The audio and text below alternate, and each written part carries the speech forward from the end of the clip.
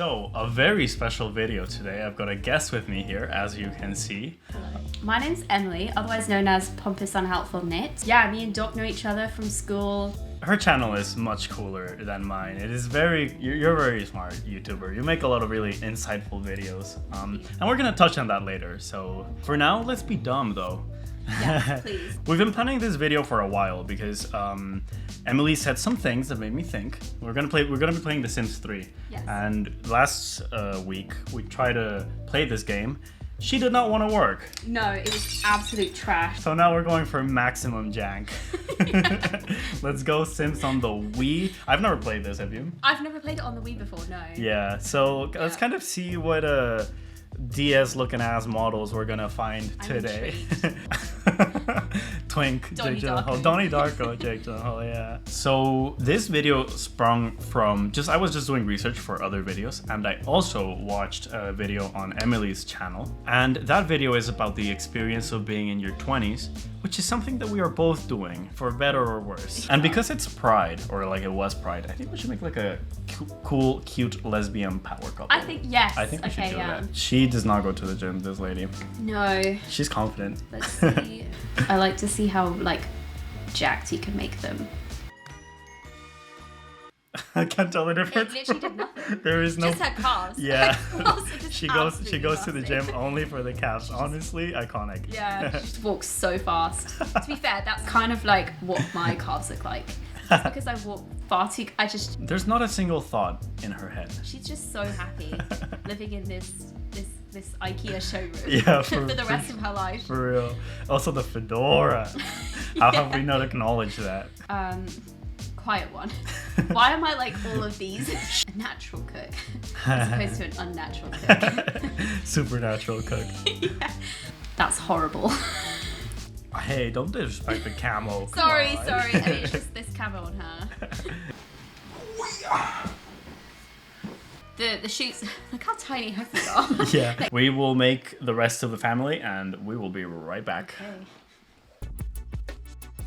I'm feeling hippie. Yes. I'm feeling super villain. I'm feeling responsible adult. Oh, she's into it. It's the eyebrows. Like, it's just so... A hippie trapped in a punk body. Yes, aren't we all? Oh, dude, I love that. That's sick. I love also with those shoes. Oh my god. I love because you know the flower in her hair. Yes. Dude, let's go. Wow. Okay. You can't make a baby with two lesbians. And in Pride Month as well. I would not trust this man with my life. Absolutely not. He looks so horrible. I'm sorry. I would not feel safe if I saw this man on the street. Should we make a child? Yes, let's make child. Okay, so yeah, we are going baby. Oh, that was an ugly baby. I'm scared of baby boys. They're primary school sweethearts. Nursery school sweethearts. They found someone at age 5 and they were like, it's over for me. This is it for the rest of my life. Okay, so Murphy is Maggot's spouse. Then Margie, her parent is those two. Yeah. I think that works. And Herbie's just there. He's just vibing, you know, he's just here Unfortunately. for a good time. Yeah. He's unfortunately vibing. Here for a good time and a long time. I'm wondering if Bella Goth and what's his name? Are they there? Mortimer? Yes, Mortimer. And Don Lothario. I had such a crush on him. This is your future home. Okay, cool. Oh my gosh. Here we go. Dude, let's go. I'm stressed because now their happiness is like in my hands. So while we give this lovely family a bit of a home, I want to talk to you about what generations are, because we all know it, but we don't spend too much time thinking about it. And as a point of reference, we're going to be talking a lot about Karl Mannheim, but I'll explain that as we go. You don't have to worry about it. Basically, generations are a sociological phenomenon, not a biological one. So generations are basically their own unique group of people as opposed to family or any other type of blood relation. Reaching maturity at a certain point of time is basically what identifies a generation. Oh, listen to the weed. I know. Crusting along. But it's not just the events that happen around you as you grow up. They have to be very important events that actually impact your life, that influence your view on things. Because the big significant changes is what will later give rise to your personality and your identity and your opinion on similar things happening again. Later experiences in life tend to receive meaning from what we experience as children. But before moving forward, I want to expand on what an experience is because it's so easily dismissed, but it's a pretty interesting topic. In another video, we spoke about how time can be cyclical, and it can also be described as a pendulum at times. Ideas and technology go from being new and radical to entering the mainstream and achieving some sense of stability, and then the pendulum swings back to being new and different. And while things are constantly changing, everything changes at a different speed. Resources in particular fluctuate very quickly. For example, oil or a specific type of candy or anything like that. Media consumption and fads also have a very quick turnaround, like a specific show or a sitcom or a movie. Within 1 decade, which is a very small amount of time, references like that can become very outdated. You doing all right? Other aspects of society take longer to change, like government or religion, which is usually the slowest in comparison. So all the time, with all of these factors at play, humans grow up and they learn about the world, and that informs who they will become. That informs their perspective of the world and their values. Like, here's a very silly example. You know that scene in Ratatouille when the critic eats the food that he had as a child? The specific memories that he had were informed by the resources and the world around him, and that gave him a sense of right and wrong, of comfort and stability. Anyways, Mannheim made his theory in the 50s and the 60s. He had in mind, in part, social changes like the civil rights movement. He was interested in how those ideas influence the perception of individual versus collective action. And if you think about it, we're back at it again, at Krispy Kreme. Nice. I think that now we are going through a similar change, but instead of civil rights, it's social justice. And just think about the words. Civil rights, social justice, civil, social. It's almost like we trust the government a little bit less. But the fact that these things keep coming up is not a coincidence at all. Our involvement in society can be split in 2 parts: individual fulfillment and social responsibility. And when the pendulum swings too far in one side, the next generations tend to bring it back to the other. We can't obsess over social justice to the point that we forget our individuality. We can't be so self-obsessed to the point that we are actively ignorant about other people's struggles. There are 2 wolves within you, and they're both pretty stupid. Now, more recent studies of sociology have put more importance into the local happenings because these ideas are very widespread and they don't involve everyone. Using generational theory as a framework rather than a specific science. Because, things are different all over the world. The whole world has a different pace to it, and even timing gets muddled when you add in the hellhole that is social media. And when you think about it, it's really hard to pin down what's happening all around us. All of these ideas were mostly made in retrospect. Because within generations, people can have similar ideas, but everything will be influenced by social class, gender, race, all those things. We may have lived through the same events and hold similar views, but the specifics and the values that we place will be more informed by that rather than by when we were born. Which is why I think it's important to nowadays promote a narrative of inclusivity. We want the canon of humanity to be more diverse than it's been in the past. And now, the counter.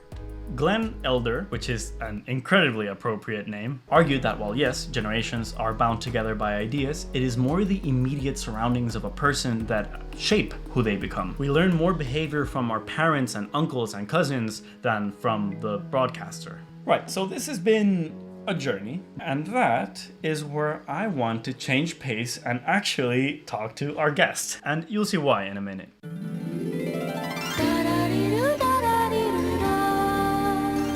Break time. You look so tiny. Yeah, I do. So what monstrosity of a house have you built? Okay, I'm gonna try to explain. Why is there just a bed outside? Please don't tell me that's Herbie's bed. Yeah, that's Herbie's bed. Basically, I tried to make him his own separate outhouse. Yeah. But it wouldn't let me put walls. It would only let me put floor tiles. So he's got a bed. Yeah. He's got a cuddly toy, and there's a little sand basket thing for the child. You made him live like a dog. The man is like a world-renowned surgeon, and you're like, here's your playpen. Here's your bed. Yeah, but the kid's not going to sleep outside. Who am I? What kind of parent do you think I am? So this is our house. I'll show you. What is this? She's trapped. So I'll show you what I did to the house. She runs so fast. It's so chaotic. I didn't get out my way, Herb. Okay, so this is pretty much what I did. I added this lamp. Okay, cool. I added She's chic. these pictures on the wall. You look so anime. Now she can't walk through this. She's like a hamster. Wait, keep doing that. That's a great little clip. She's just working so hard but getting nowhere. So one of the earlier things that made me think that Emily would have a really nice insight into this topic was, obviously, she's gone. She's going rogue. I'm gonna go for a run. Yeah, go for it. So I thought Emily would have a really nice and interesting insight into the topic because I was thinking of her when I was doing my research for two main reasons. She's got this video that we mentioned earlier, but also she made a short film recently called Middle C, and it's about the lived experiences of a child and how they would kind of later go on to be a strong part of her personality. So I kind of want to start a little bit there. Looking at kind of your work and what you've done and just talking to you, is this focus on the events that make us who we are a conscious effort of you? Is that something you're interested in? Or is it a bit more passive? No, it's definitely a conscious thought. I'm very much interested in this idea of our lives and experiences being kind of like tapestries. Yeah. And everyone has just got this insane kind of web of experiences, and every tiny thing has this knock-on effect that could completely change your entire outlook or personality or whatever, way of being a person. And oh, she's gonna hit us by a car. Stress. Look at the council houses over there. I know, they're actually that's quite a nice. police headquarters. Join law enforcement career. Why not? A snitch. She kind of feels like a snitch the way she's just running around this neighborhood with She's getting the no inside aim. scoop on everyone. Yeah, this is what police do, right? They just run around and mess with people. Going off what you were saying earlier, Yes. would you ever make a movie with a huge cast and have all of the stories, overlap and interact with each other? Yes. Kind of like Nashville? Yes. Yeah. Yes. That's It's funny cool. that you mentioned that because that's something that I'm trying to write right now. Ooh. And it's something that I've wanted to write for a very long time, but I never felt like I was ready to. But it's something that I'm trying to dip my toes into. Well, there you go, challenge fellas. myself. Stay tuned. Yes. It's just thinking about, he wants to meet someone. Oh. Let's make that happen for Yeah. him. Okay, let's go. Let's speak to this. How is it controlling the sim like this? It's kind of weird, isn't it? I don't really love it, I'll be honest. It feels too free and kind of rabid. It's just there's no boundaries. Oh, relationship change. There we are. Trisha Goth? Oh, And he's immediately thinking It's about marriage. So on the topic of generations, do you see a lot of your parents in you? More as I get older, Yeah. definitely. Yeah, when I was a kid, I was like, I'm not like anyone in this family. I'm such a black sheep.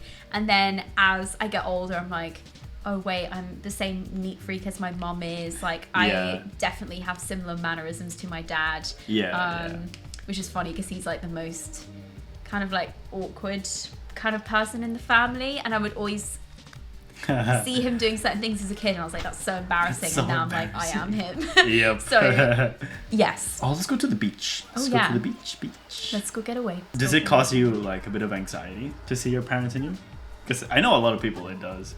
I think a tiny bit, because I don't know, in some ways it's kind of are we just stuck on this path of never changing, and you can consciously try and change yourself, but ultimately you will just end up being a genetic byproduct of the people that made you. So I guess there is anxiety, but also there's more appreciation as I get older. Yeah, because because you appreciate what your qualities. parents have been Exactly, yeah. So through. Running into the ocean. he's so free. Oh wow! my gosh. Oh my god, he's actually Look at he's an swimming. elder. Look at him Look go, at him, he's dude. speeding He looks through. like a frog.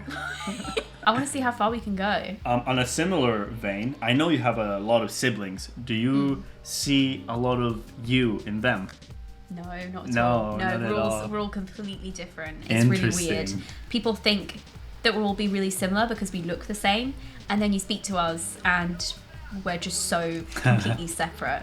The only thing that we have in common is that we come from the same family, and that's pretty much Right. it. And maybe we're all quite creative, I guess. Mm-hmm. And I think we're all quite helpful as people. Okay. Because when you grow up in a big house, you'll just kind of have to chip in. Yeah. You're always just kind of doing stuff. So Yeah, for sure. How many siblings that. do you have? there's 4 of us. Four girls. of you guys in total. Yeah, 4 girls. So in your video, you mention a triangle theory of yours, which is, I mean, correct me if I'm mistaken, it's love, relationships on one end, well, on one side. Yeah. There's career on the other. What's the other one? Like friends and social life. Right, Yeah. social. I have this theory called the triangle theory, which goes as such. Your fulfillment in life can be represented by all 3 sides of a triangle. One side for your career, one for your social life, and one for your love life. The really sick and twisted thing about this though is that no one can be fulfilled by all the sides of the triangle at any given point in their life. In the context of 20-something life, you'll struggle to even have one side of this triangle. It's a delicate balancing act of accepting certain failures and welcoming the little successes that you have. And another reason to hate maths. But I was wondering, hobbies and spirituality, kind of where do they fit in that? That's a good question. It's interesting because as soon as I said that and spoke to some people about this video, people pointed out that there was a huge flaw in the triangle concept. Really? Yeah. What was it? Pretty much for the same thing that you said, that there isn't really enough space for these other parts of our life that can make it full. But Yes. here's the thing, I didn't find it particularly striking that those things were there. I mean, obviously it came to mind, but something that I was thinking more is that, you know, maybe society doesn't really encourage us to find meaning in those things. You know, do you find that society kind of pushes you to find the meaning of your life through relationships, through the social life, through work, rather than, you know, something more spiritual or inward? Yeah, definitely. I feel like those are definitely seen as unconventional ways of fulfillment. Yeah. And so much emphasis is placed on if you're not like doing really well in your He's not doing really Christ. well. Yeah. Especially with the ideas of like generations and stuff. Like for example, my grandparents are very much like of the idea that if you don't have a relationship, then your career must be really, really good. And or if you don't have one side of the triangle, then there must be another part that is kind of doing the heavy lifting. But for example, if I said to my grandparents, okay, I kind of like don't really have a job, I don't have a relationship, but like I've got really great friends and I'm really happy with my YouTube videos, they'd be like, well, What's that's with that? not, you know? that's not something that we care about. So for sure. I think, Yeah. but now I do think more people are realizing that they can find fulfillment in these like more Kind of inward. Yeah, inward and like you know, slightly unconventional ways. Because we are in a society that is very goal driven. Yes. Yeah. And I feel like it's been getting worse or like more that way as time goes on. Yeah. The pressure that you mentioned in your video about achieving certain like, I don't even want to say success, but milestones or like goals, objectives in life. Yeah. Do you feel that success is placed on you from the outside, or do you think it's internalized so much that it comes from the inside? Yeah, honestly, I feel like most of it is from the damage of watching so many movies, Right. which is really bad because, I mean, I spend half my time like thinking, writing about films, all this kind of stuff. But when I think about the effect that has had on the way that I view my own life, I view it all from this kind of like,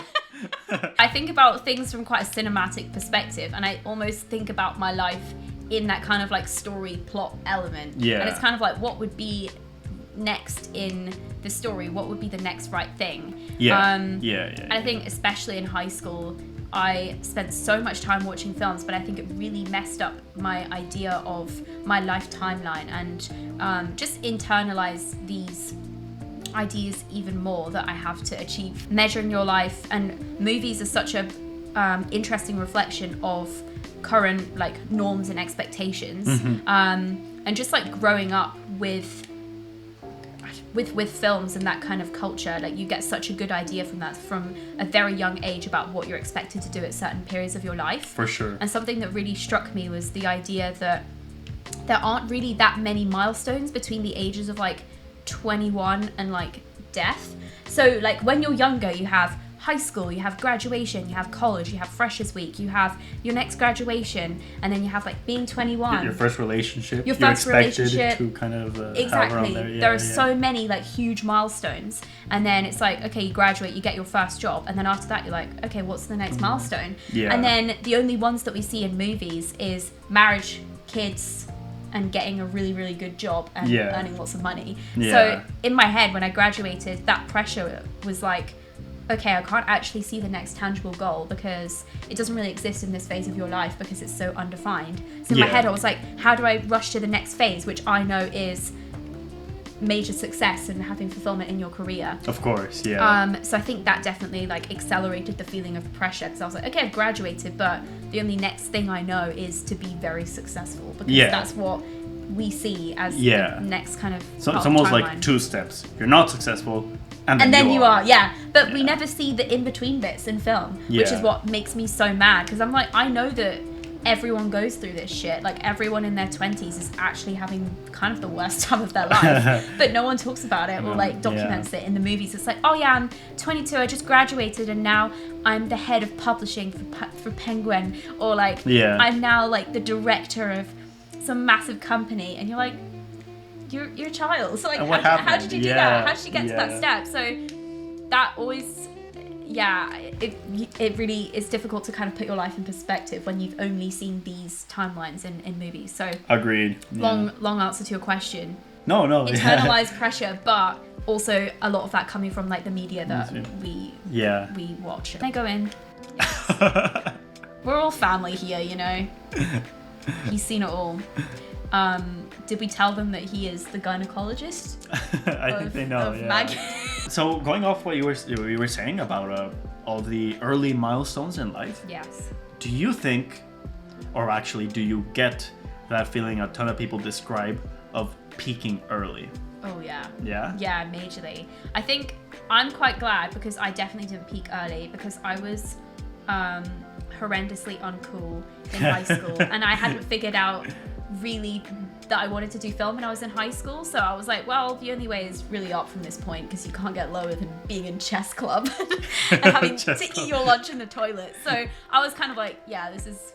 Did you see the lack of animation? She just glide hovered. across the floor. If you had the chance to say something to a younger version of yourself, what would you tell them?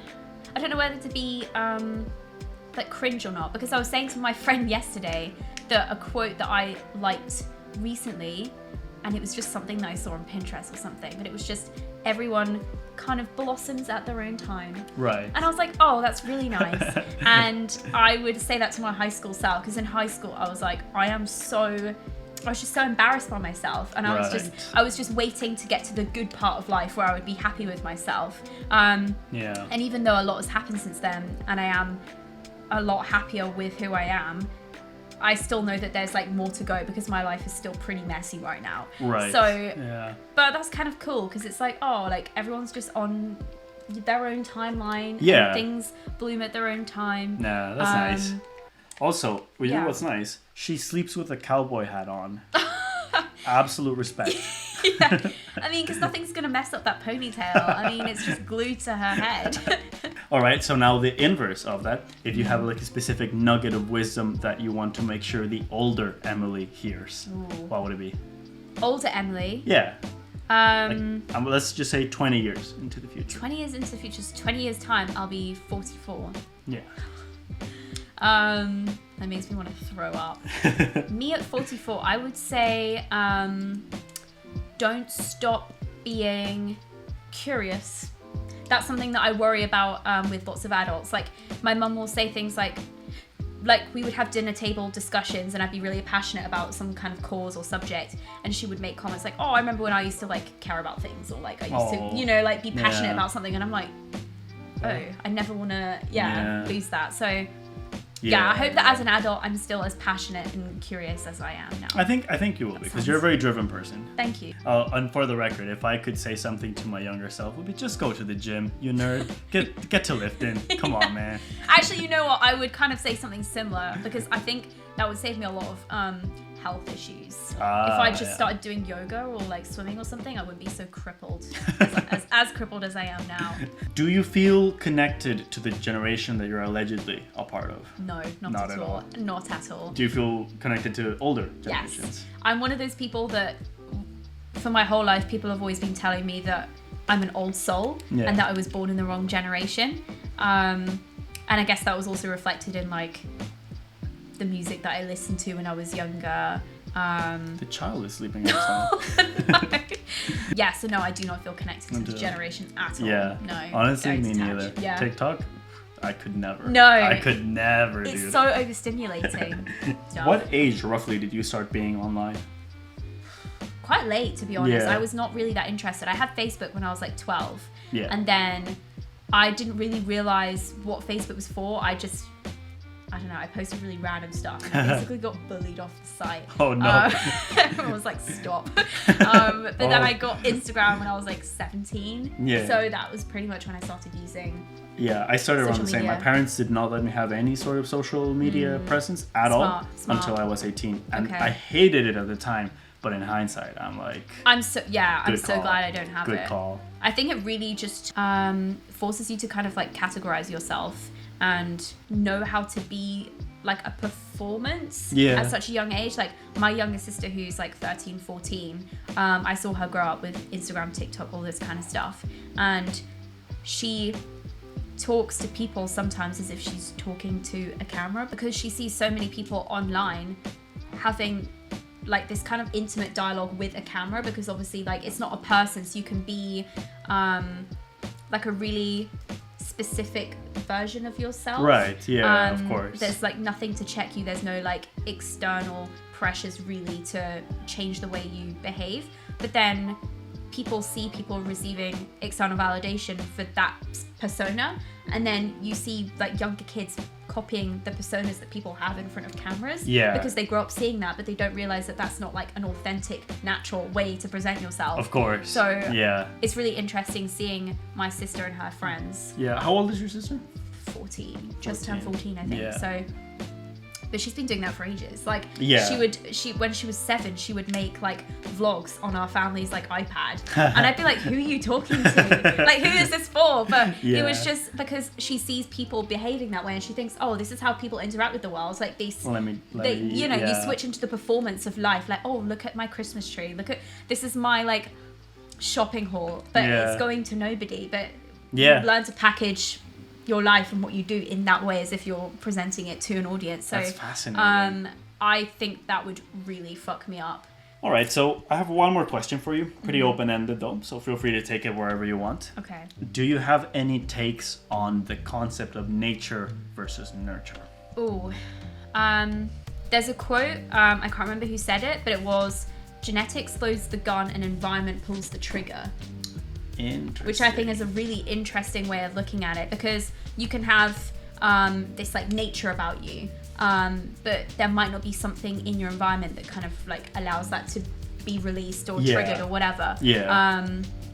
So it's a very delicate balancing act of lots of things that are in your control and out of your control, and it's just this huge kind of melting pot, and you don't really know what's going to come out of it. But I always look at it like, me and all my sisters, we all grew up in the same house, right? And we all have similar DNA, but we're all completely different in the way that we've reacted to similar life events. Of and course. like going to the same school and like doing a similar thing. Like we all did music, like all this kind of stuff. But that's created entirely different characteristics in all of us. And I think it's so funny. Like one of my sisters, so extroverted, great talking to people. I was the opposite when I was younger. Another one that's it's just really interesting that we can all have similar lives and experiences in the same family, but all very different. So all right, so thank you, Emily, for kind of hopping on. This is a little bit of a different video, but I wanted to try something new, something different. I know that you like The Sims. Yes. But this version is something else. It's infinitely better, I would say. It's an improvement in every way. And thank you so much for chatting with me. I've noticed these patterns in your work, because I'm very interested in your films and your YouTube channel and stuff. And it's just it's interesting to hear your perspective on these sorts of things. And speaking of your YouTube channel, do you want to tell the people a bit more? Oh yeah. Well, first of all, thank you for having me. Of course. And my YouTube channel is called Pompous Unhelpful Nit. Yeah, you can watch it, but I won't feel insulted if you don't. It's pretty weird. Emily has been an absolute trooper, not only for agreeing to this, but she's just been like a team player from day one. Like, I have a couple of months ago, we shot test footage for a film in which Emily is judging me so harsh that she literally ascends into a But I different just break dimension. the camera. Yeah, so it's kind of cool. I hope that someday you'll see the result of that. It'll be fun. I forgot about that. Yeah. I am going on kind of a hiatus. Kind of. You might still see a video or two, but I'm working on a bigger project. It's a video about a game that's, about generations, about growing up, about bringing people together. It's about how life and death give each other meaning. All right, but for now, I think this is what we're going to call it. I guess we're going to keep playing a little bit. Yep. And I will see you soon. Bye. Bye. Cool.